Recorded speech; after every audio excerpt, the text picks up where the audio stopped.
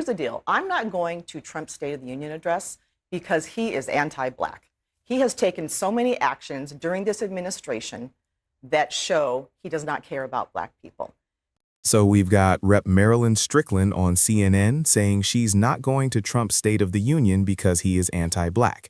We've got Rep. Mike Lawler pushing back. Rep. Josh Gottheimer saying he is going. David Urban defending Trump's record on Black America. And then Kasie Hunt throws in a Stephen A. Smith clip. This is about to get heated. Let's get into it together. A State of the Union address is supposed to be an address to the entire country saying, here's who we are as Americans. Here's what matters to all of us. It's supposed to be a pep rally for the entire country. And Trump will get up there like he always does during his speech. He will try to relitigate the 2020 election because he can't help himself. And he'll start going off on these weird tangents that have nothing to do with what the American people want. Well, first of all, it's hard to unify the country when many Democrats refuse to come tomorrow and stage protests in the middle of the speech. Second of all, you're not planning with respect to right? I'm not going because this president is divisive. You don't go into U.S. cities and terrorize people. Here's part you of the don't problem. tell lies, and you do not become an anti-Black president who has come after African Americans. That's divisive. That's why I'm not going. Cities like Minneapolis, like New York, like Portland, Oregon, that refuse to honor detainer agreements, that refuse to say we will turn over a criminal to federal authorities.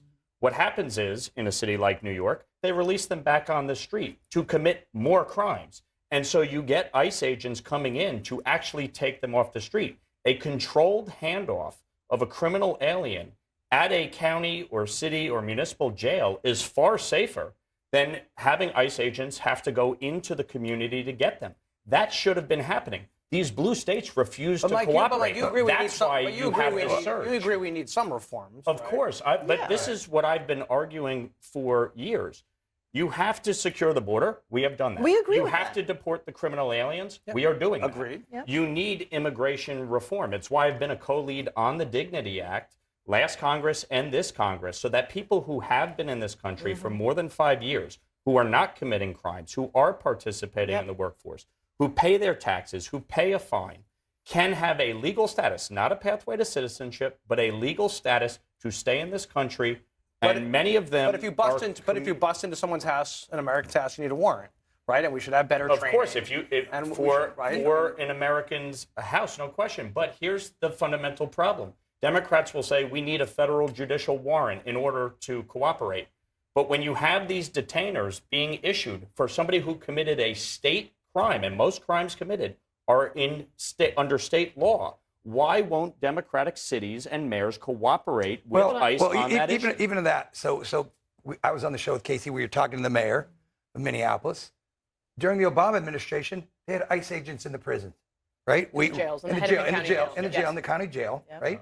Not allowed in the Trump administration. Geez, I wonder why. I wonder why they cooperated during the Obama administration, not cooperating now. And so there's got to be an end to sanctuary cities, sanctuary states. Correct. You can't, if you're a municipality, you can't just say, we like these laws, we don't like these laws.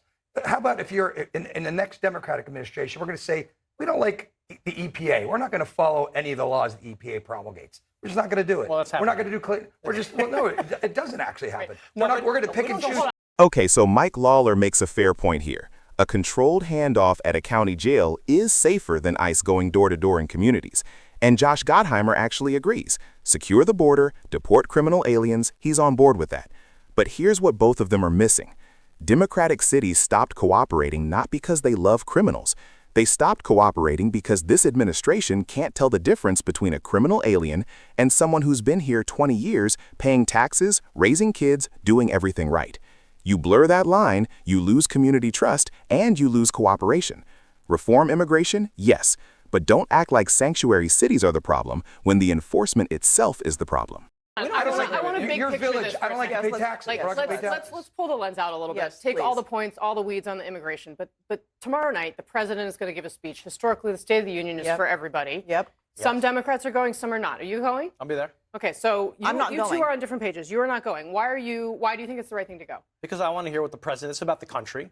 And I want to hear what the president has to say and what he's going to do to actually make life more affordable for folks. Hoping he's actually going to bring the Gateway train tunnel back and fund it between New York and Jersey. But I want to hear what the president's going to do to get people their health insurance more affordable, what they're going to do about food, what are they going to do about the tariffs? Because, by the way, those tariffs are a big tax on a lot of my families, and so we got to. And what do you say to those in your party who are not going?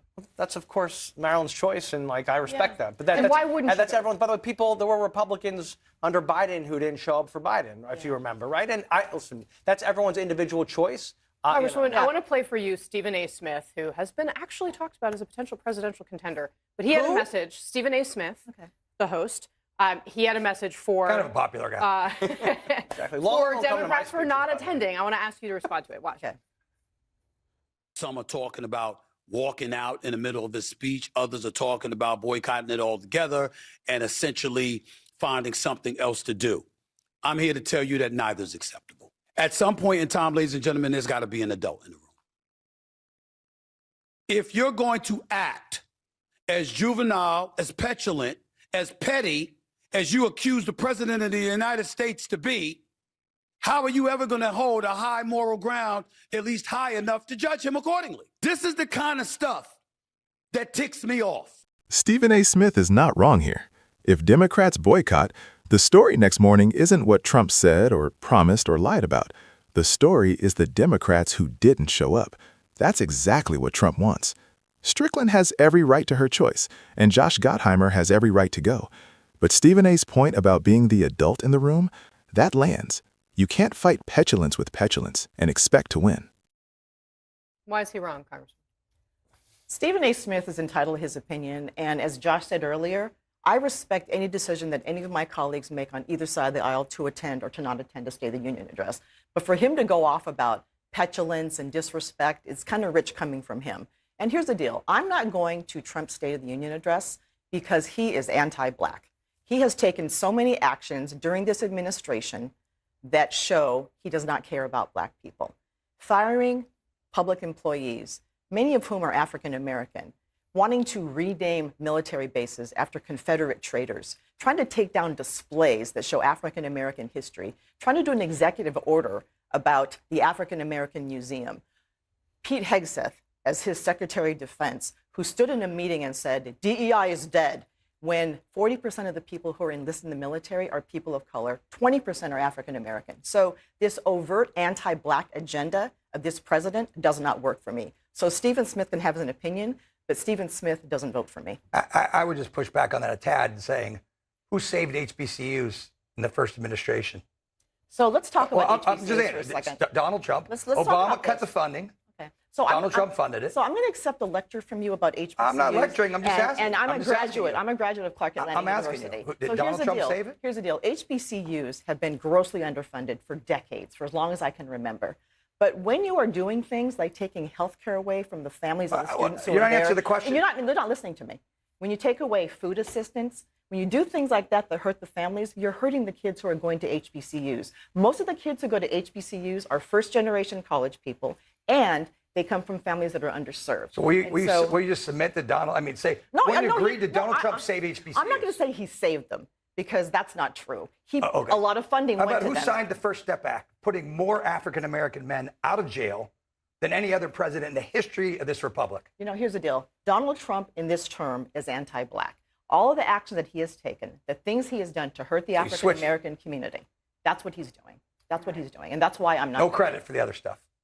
And here's the classic move from David Urban. Bring up HBCUs and the First Step Act like it cancels everything else out.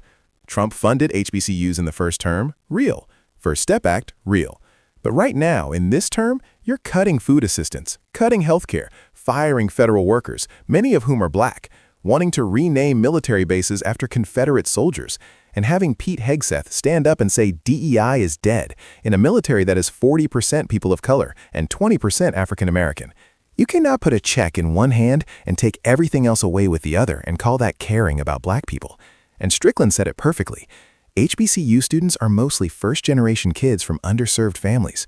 When you cut their families' food and health care, you are hurting the same kids you claim to help by funding their schools. You can't separate those things. Is Strickland right to call Trump anti-Black? Or is Stephen A. Smith right that Democrats need to be the adults in the room? Let me know in the comments. Like and subscribe. I'll see you in the next video.